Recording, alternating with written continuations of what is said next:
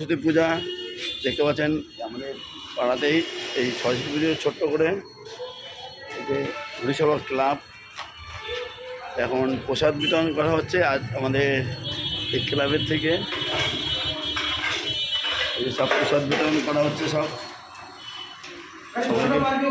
প্রসাদ দেওয়া হচ্ছে, যেই কারণে সবাইকে পার্সেল করছে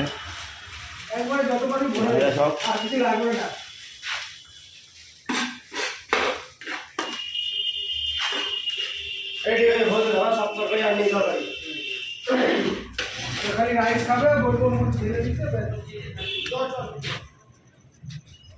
দেখতে পাচ্ছেন আমাদের ছোট্টর মধ্যে খুবই সুন্দর হয়েছে সরস্বতী ঠাকুরটাকে।